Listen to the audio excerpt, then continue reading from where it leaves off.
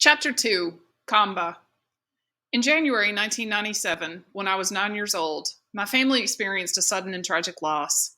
One afternoon, while working the fields, my Uncle John became very sick and fainted. My father rushed him to the small clinic in Wimbe, where the doctor diagnosed him with tuberculosis, a deadly disease that seizes the lungs.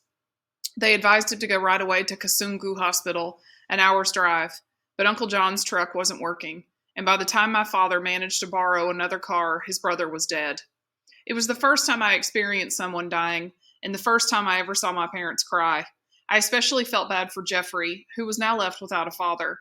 All the following day, people came by his house to comfort his mother and to pay their respects. Every so often, I saw him walk out of his house crying and looking confused. "Cousin, what next?" he asked me. "What will happen?" All I could think to say was, "I don't know." Following Uncle John's death, things became very difficult. Now that my father's brother and business partner was gone, he had to manage the farm alone. It was now up to me and Jeffrey to help keep the farm successful. We all feared that difficult times were on their way. Not long after Uncle John's funeral, my uncle Socrates lost his job at a big tobacco estate in Kasungu. The family's home was also there, which meant they were forced to move back to our village. Uncle Socrates had 7 daughters, which was great news for my sisters. I myself could not care less about a bunch of girls, but as I helped my uncle unload the moving truck, something leaped out onto the ground. At my feet stood a big, slobbering dog. "Get back!" Socrates shouted and shooed the dog away.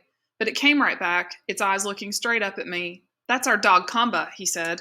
"I figured we'd bring him along to guard the chickens and goats. That's what he did best at the estate." Kamba was the most unusual thing I had ever seen. He was all white with large black splotches across his head and body, as if someone had chased him with a bucket of paint. His eyes were brown, and his nose was peppered with bright pink dots. Unlike most other Malawian dogs, Kamba was also big, but still just as skinny. In most other parts of Africa, dogs are used to protect homes and farms. No one buys them as pets like they do in America, and they certainly don't lavish them with rubber toys and fancy food. In Malawi, dogs lived on mice and table scraps. In all my life, I'd never seen a fat dog. As Kamba sat there watching me, a thick strand of drool hung suspended from his tongue. As he smelled funny, like moldy fruit, as soon as Socrates walked inside, he jumped on his hind legs and planted both paws on my chest. "Ugh, get away!" I shouted. I didn't want people thinking I was friends with a dog. Go chase some chickens or something.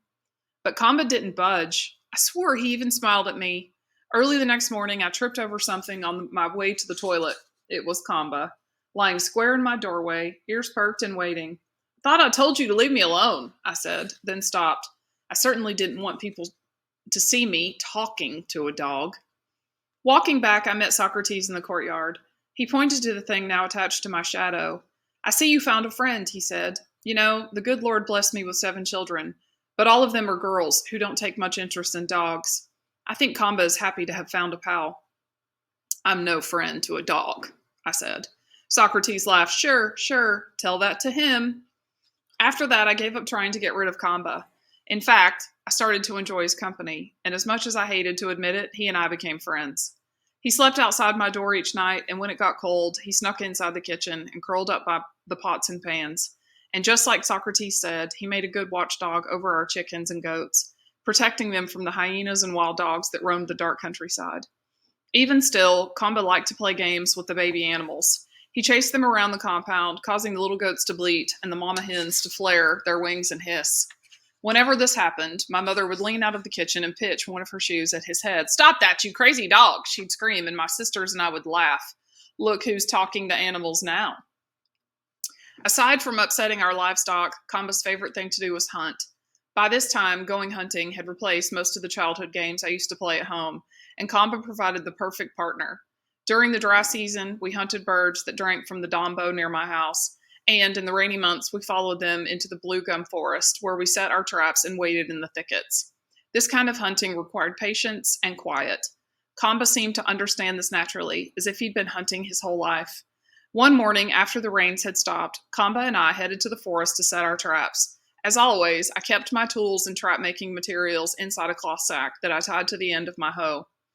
Inside were a rubber bicycle tube, a broken bicycle spoke, a short piece of wire that I clipped from my mother's clothesline, a handful of maize chaff that we called Gaga, and 4 heavy bricks. I also carried 2 knives that I crafted myself. The first was made from a thick piece of iron sheeting. After tracing a pattern in the metal, I'd taken a nail and poked holes all around the edges, then popped it out with a wrench. I sharpened the metal into a blade by rubbing it against a flat stone. For my handle, I wrapped the bottom half with plastic jumbo bags and melted them over a fire to make them hard. My second knife was a punching tool made from a sharpened nail, also equipped with a handle. I kept them both tucked inside the waistband of my trousers. We entered the forest just past the graveyard, near Jeffrey's house, where the blue gums grew tall. In the distance, I could see the small mountain range called the Dawa Highlands that separated us from Lake Malawi, some 100 kilometers away. Dark clouds clung to the tops of the green hills, threatening rain. Let's hurry, Kamba. We don't want to get wet. I found a good spot off the main trail to set our trap, then got to work. The type of trap I used is called a chikwapu. To make it, I first cleared a small section of grass and vines with my hoe until I could see the red dirt. Taking my knife, I cut 2 thick branches from a blue gum tree and whittled them to sharp points. Then I pushed them into the soft dirt and made sure they didn't move. I cut the bicycle tube into 2 strips and tied each piece to the ends of the steel clothesline wire, then tied the rubber strips to the poles. When finished, it resembled a giant slingshot. The bark from a kasheri tree is papery and durable and makes a fine rope. I stripped several long sections and tied them together and made a rope about 15 feet long. I attached it to the steel wire in my slingshot, then I pulled the rubber as far as it would go, locking it between 2 bicycle spokes sticking out of the ground. This was my trigger. Once it was set, I stacked the 4 bricks directly behind the trap and sprinkled some gaga on the ground. Whenever birds landed to eat the bait, I'd pull the trigger and release the rubber sling, slamming them into the bricks. Let's hunt, I said. Kamba's ears perked at the command, and he followed me into the trees. We hid behind a small bush and waited for our game. About 30 minutes later, a small flock of 4 birds swooped overhead and spotted the bait. I felt my pulse quicken as they turned and feathered down. I was about to pull the trigger when a 5th bird landed. He was giant with a fat gray chest and yellow wings. Come on, I thought, just a little more to the right. That's it. The fat bird pushed his way into the group and began to feed. With all the birds now inside the trap, I jerked the rope. Ooh, pop! The whole flock disappeared into a cloud of feathers and dust. Tonga! I shouted. Kamba and I raced out to investigate. 4 birds lay dead against the bricks while a 5th managed to fly away. I picked him up and brushed away the dirt, their limp bodies still warm in my hands. I placed them in my pockets. Now comes the fun part, I said. Kamba's tail was wagging like mad. Let's go eat. Back at the house, I cleaned the birds and sprinkled the meat with a coat of salt. I then sharpened a blue gum sapling and ran it through the birds like a skewer. In the kitchen, I gathered a handful of sticks and built a small fire. Once my coals glowed red, I held the birds over the embers until each one was sizzling and brown. The delicious smell soon drew my sisters to the door, begging for a taste. My father had to intervene. Leave those guys alone. The 2 hunters worked hard today. Now let them enjoy their prize. The forest birds were small and bony, each one just a mouthful of meat, but even still, they tasted delicious. Kamba didn't worry about bones at all, just swallowed his birds in one quick gulp and wagged his tail for more. I started laughing. When it comes to hunting, you're very patient, I told him. But when it's time to eat, that's another story.